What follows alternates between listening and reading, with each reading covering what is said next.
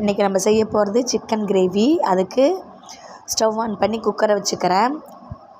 3 spoon நல்லெண்ணெய் சேர்த்துக்கிறேன். நல்லெண்ணெய் நல்லா காஞ்சதுக்கப்புறம் 1/2 ஸ்பூன் சோம்பு சேர்த்துக்கிறேன். சோம்பு நல்லா பொரிஞ்சதுக்கப்புறம் வெங்காயம் குட்டி குட்டியாக கட் பண்ணி வச்சுருக்கேன், அதை சேர்த்துக்கிறேன்.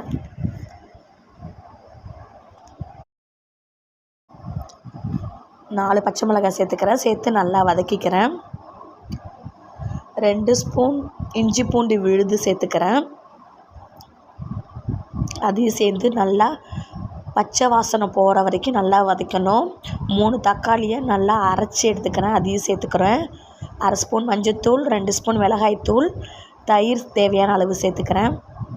சிக்கன் கழுவி சுத்தம் பண்ணி வச்சுருக்கேன், அதையும் சேர்த்துக்கிட்டு கல்லுப்பு தேவையான அளவு சேர்த்து நல்லா வதக்கிக்கிறேன். வதக்கினதுக்கப்புறம் 2 டம்ளர் தண்ணி ஊற்றி குக்கர் விசில் போட்டு 2 விசில் வைக்கிறேன். 2 விசில் வந்ததுக்கப்புறம் முந்திரி பருப்பு சேர்த்துக்கிறேன், பச்சை முந்திரி அதையும் சேர்த்துக்கிட்டு ஒரு மிக்ஸி ஜாரில் மிளகு, சீரகம், முந்திரி கொஞ்சம் சேர்த்து அரைச்சி அதையும் சேர்த்துக்கிறேன். சேர்த்துக்கிட்டு நல்லா கொதிச்சதுக்கப்புறம் ஸ்டவ் ஆஃப் பண்ணிக்கிறேன். தாளிப்புக்கு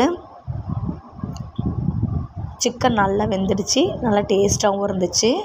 தாளிப்புக்கு வானலில் 2 ஸ்பூன் நல்லெண்ணெய், கடுகு, சோம்பு, கருவேப்பிலை தேவையான அளவு சேர்த்து அந்த தாளிப்பை சிக்கன் கிரேவியில் சேர்த்துக்கிறேன். சுவையான சிக்கன் கிரேவி தயார். இட்லி, தோசைக்கு, சாதத்துக்கு சூப்பராக இருக்கும். ட்ரை பண்ணி பாருங்கள்.